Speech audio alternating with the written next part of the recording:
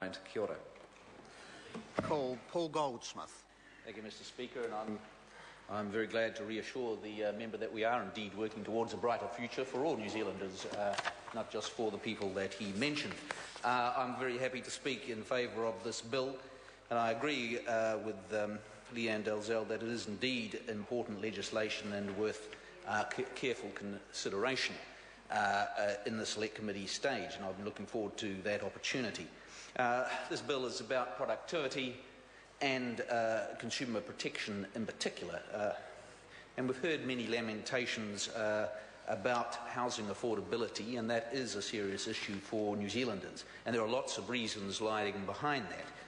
And I always find it intriguing, particularly when the Greens are concerned about housing affordability, but they also are very much on the side of those in councils who are very determined to limit the amount of land which can be used for building houses, which is one of the biggest drivers of housing unaffordability in this country. So you can't have it both ways. But certainly the building sector needs to be more efficient, and that is one element of the costly housing that we have in New Zealand. And this bill does a number of things, and I'm not going to go into everything, unlike the regulators over there in the New Zealand First. I'm very pleased to see Schedule 1 listing a number of things that don't require consent. So I think we should strike a blow for liberty from time to time, and the ability to build a retaining wall up to 1.5 metres on your property seems to be a good idea to me, without having to go through hoops of fire. But the mischief that this bill is really focused on is trying to deal with the extremely risk-adverse behaviour that is rife throughout the building industry, which is due in large measure to the leaky homes crisis, which has indeed been a terrible blight on many families and many house owners around the country.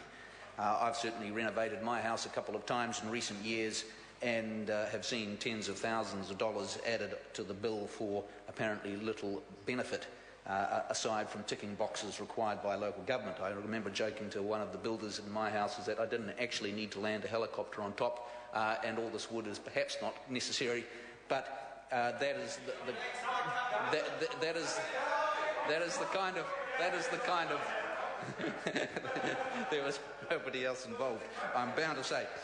So this bill focuses on consumer protection, and the problem that frequently there is no formal written contract setting out the nature of the agreement and the rights and obligations of each party, and many consumers and builders are unaware of the implicit warranties. It's difficult and costly for consumers to hold practitioners to account, and the consumer has little leverage over the practitioner once building work has been paid for, and there's little incentive for the practitioner to repair defective work or pay compensation. And these issues are exacerbated very much so by the fact that some developers and designers and builders actively manage or set up shelf companies in order to get around liability. So this bill, an important part of the bill there is implementing the policy decisions about introducing enhanced and more comprehensive consumer protection measures, including mandatory written contracts for work value over a prescribed amount, and mandatory disclosure of certain information about building contractors, such as what sort of company structure they have in place. And that, I think, will offer a considerable amount of clarity and openness as consumers are making what is one of the biggest decisions of their lives, and they'll have much more information available to them. And where does that get us? Well, I think it will support responsible builders and separate the professionals from the cowboys.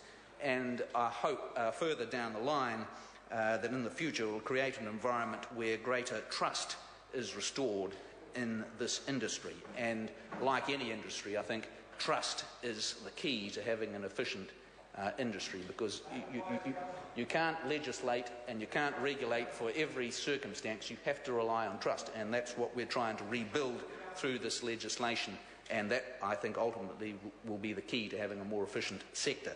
So this is a complex area, and it is an area where you can make mistakes down the line, and so I'm looking forward to a careful consideration of this at the Select Committee stage. Thank you.